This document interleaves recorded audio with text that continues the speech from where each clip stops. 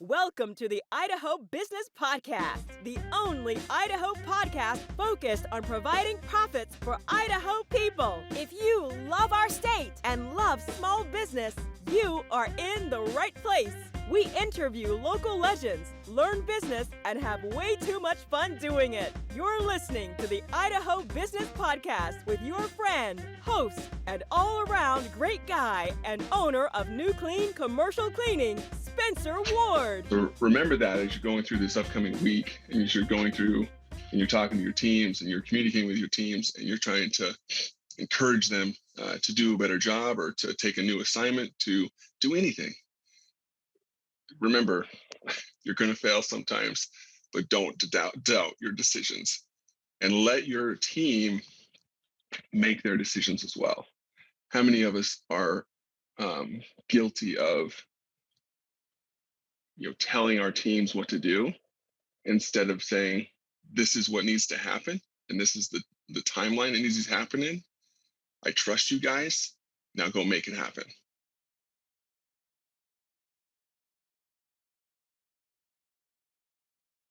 What really is at the center of your drive, your motivation, Spencer? I mean, here you are doing a podcast.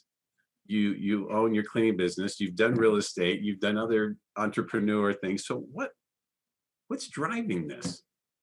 I like that. I like that question, and I like to call it what's my why?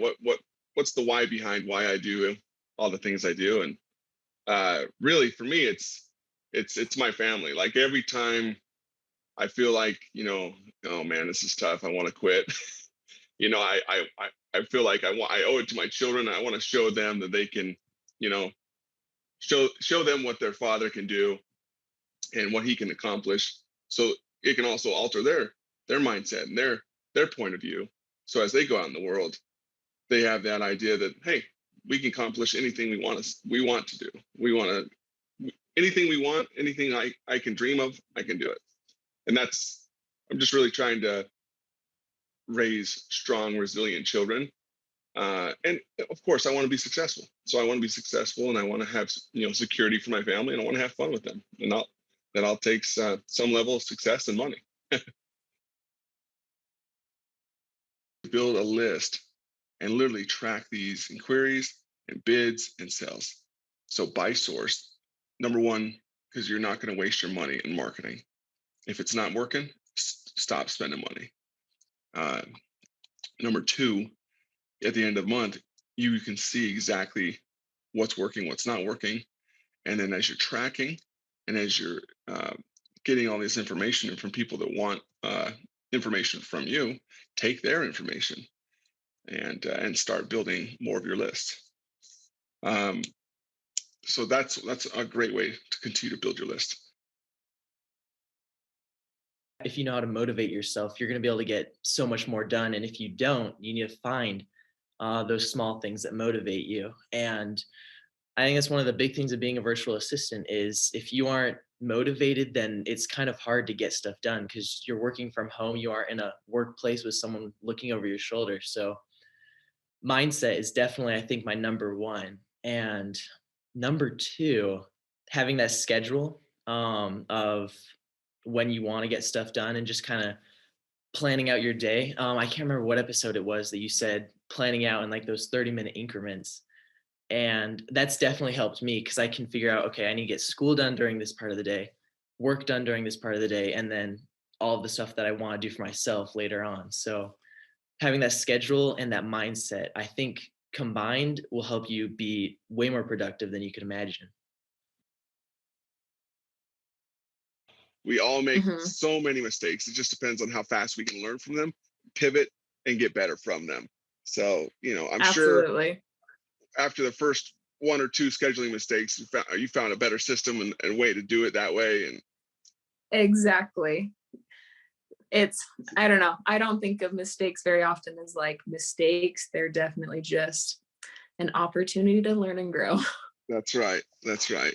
That's why my mind has to be all automated. So like when people schedule for the show, it's all automated and it's synced with my Google Calendar. So it knows when I'm free.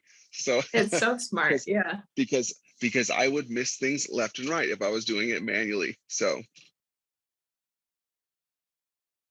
in my personal story, when I was starting New Clean, my cleaning company, I was also working part-time quite a bit for my family business. And that was, I was comfortable. I wasn't, living right. I wasn't living the lap of luxury by any means, but I was paying my bills, nothing fantastic going on.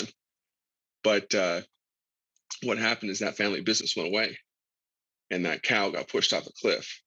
And now I had to realize, okay, I've got to jump both feet into this business or I'm going to starve. And that's what helped push me to go further and to grow the business. I'll give you a secret to our success. First of all, the secret is always people. Is who you hire, how you train, how you recruit, how you motivate, how you retain. That's number one. And I think it's number one for every business, but I know it's number one here.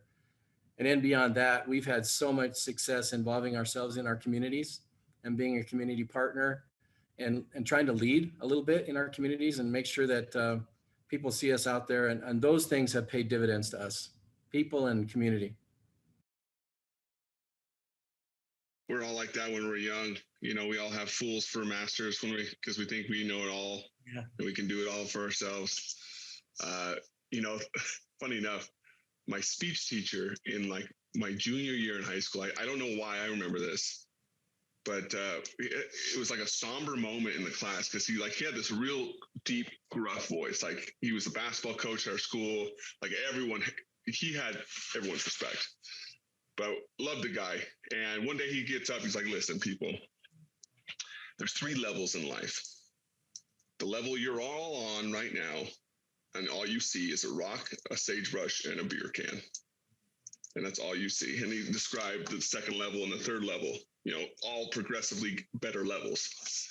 And towards the end of his little spiel, he looks at all of us and he says, sadly, most of you will never see above this level. Of the rock, the beer can, and the sagebrush. And it's so true though. Like you need to be able to lose yourself and say, I need to be able to learn from others. And I can't just think that I know everything as I'm younger. And as I grow up, you've got to be able to know that you can always be learning from others. So people need to understand that business ownership is great and it's rewarding, but at the same time, like it's not this land of butterflies and rainbows that people from the outside looking into make it out to be sometimes. So well, and if I could add to that as well, a lot of people don't understand that a business owner's goal is growth.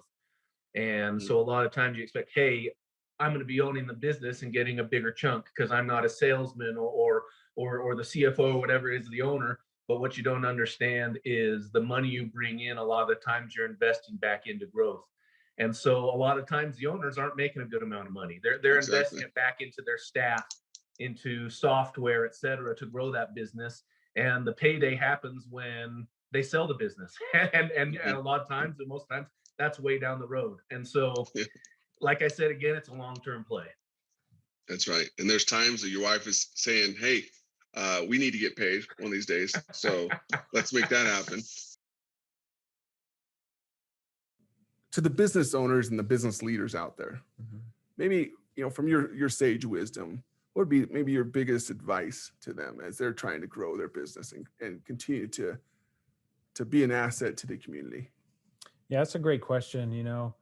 A couple things that come to mind. One is your employees. Take care of your employees. If you can make sure that they stay long term and stay kind of true to the mission of the organization and that kind of thing. Again, if you're someone who's jumping around a lot, going chasing the dollar, there's probably value if you're an employee and feeling valued for $1 an hour or something like that. So that's probably one thing I would say. Second thing is kind of understand your community. What does the community need? So I find that I have a lot of respect for people who they're trying. They may not be doing it exactly right. They may not be hitting their message or the audience that they need to in the way that they should, but I applaud them and I want to promote them and I want to support those kinds of people, because that's what it is that gets it done. The people who are consistent over a period of time, those are the guys who win. I like that. That's good stuff. And that's the thing with people that are business owners or business leaders. You know, I ran into it when I was starting my business, and there's hard stuff to do, and then there's fun stuff to do when you're first starting your company, or even an established company. You know, making your logo, making your website, putting your social media presence out there. But then that's there. You put it all up, you get it going. You're like, okay.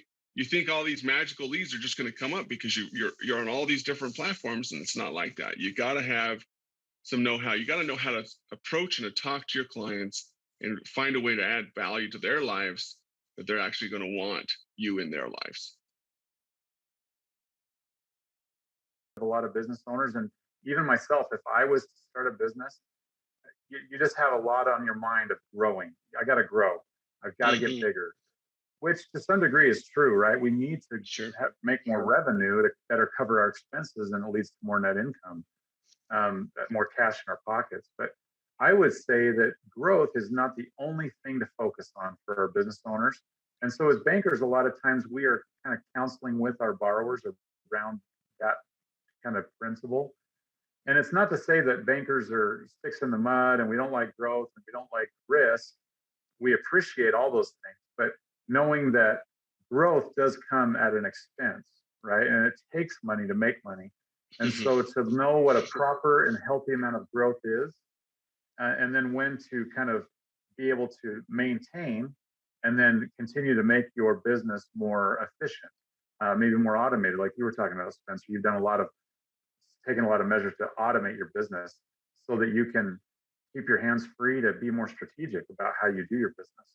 A lot of business owners need more of that time because they're so busy running everything, running the operation. And so sometimes a rapid amount of growth can get them overwhelmed. And congratulations on spending a couple of minutes getting a little bit smarter, having some fun, and supporting the Idaho business community. If you're feeling the love, make sure to subscribe, rate, and review on iTunes, Stitcher, or wherever you are.